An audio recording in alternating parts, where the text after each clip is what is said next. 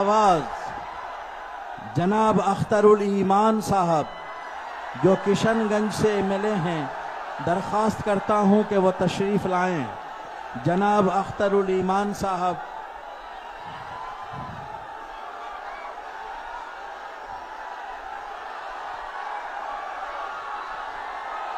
और वक्त 3 ही मिनट है सबके लिए।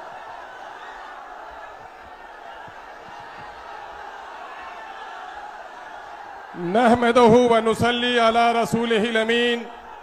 औज़ु बिल्लाहि मिनश शैतानिर रजीम। बिस्मिल्लाहिर रहमानिर रहीम।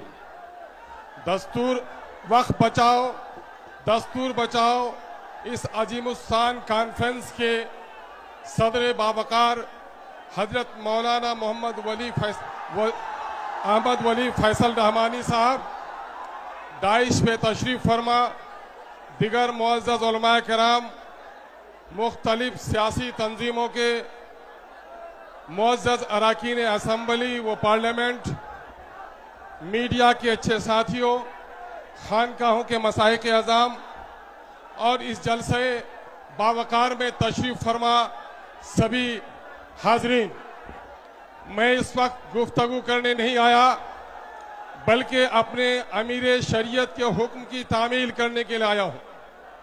और इस वक्त आप लोगों को मालूम है कि ये इमारत शरिया वो अजीम वरासत है कि आज से तकरीबन 105 साल कबल हमारे उलमा ने हमें एक अजीम वरासत सौंपी है और वो वरासत है इमारत शरिया की।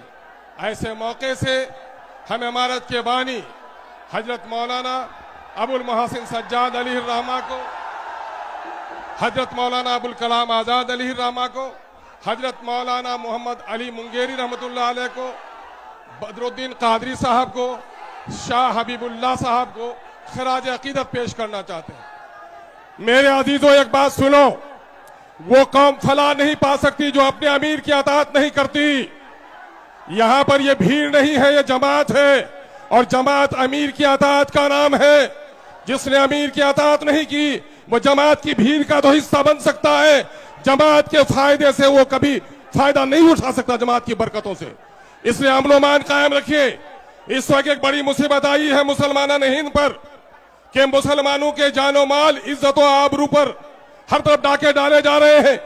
कहीं बेटियों की इज्जत लूटी जा रही है, कहीं मस्जिदों के गुंबद तोड़े जा रहे हैं, कहीं दाढ़ियां नोची जा रही हैं, कहीं टोपियां उछाली जा रही हैं, पार्लियामेंट में तुम्हारे खिलाफ कानून बनाए जा रहे हैं, एडमिनिस्ट्रेशन में कॉमनल फैसले लिए जा रहे हैं।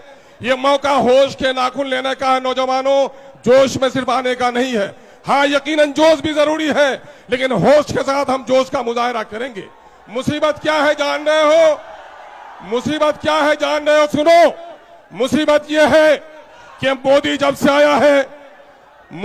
आया है मुसलमानों को उसने निशाना बनाया है। कभी एनआरसी, जिंदाबाद, चुप करो, जिंदाबाद, चुप करो, कब जिंदाबाद कब मुर्दाबाद, चुप करो। अहमद, कब जिंदा करना चाहिए कब नहीं समझता नहीं है। वक्फ का काला कानून से पहले याद करो, शरीयत इस्लामिया की रोशनी में तलाक के कानून पर डाका डालने के काम किया नाअहलों ने। फिर एनआरसी के नाम पर मुसलमानों को निशाना बनाया गया। जब आसाम में इसका खेल खराब हुआ कि मुसलमानों से ज्यादा गैर मुसलमानों के पास कागजात नहीं है, तो फिर वहां थोड़ी देर के लिए दम लिया और इन्होंने बड़ी तहकीक के साथ यह फैसला लिया है कि मुसलमानों की अजीम विरासत, जो मस्जिद है, जो मकबरे हैं, जो दीनी दरसगाहें हैं, जो मुसाफिर खाने हैं, जो कब्रिस्तान है, इनको उजाड़ा जाए। इस काले कानून ने गोया मुसलमानों की नहीं, इस्लाम की जड़ें उखाड़ने की साजिश की है। हम आज अहद करने के लिए आए हैं, इस मुल्क की सरहद को बचाने के लिए। एक नहीं, करोड़ों अस्ताकुल्लाह हाजिर है, हम गर्दन कटाने को तैयार हैं। साथ ही हम ये भी अहद लेते हैं कि इस मुल्क के आईन को भी अगर किसी ने तोड़ने की कोशिश की, ऐसे जालिमों का पंजा ही नहीं मोड़ोगे बल्कि अपनी गर्दन कटाने के लिए तैयार हैं।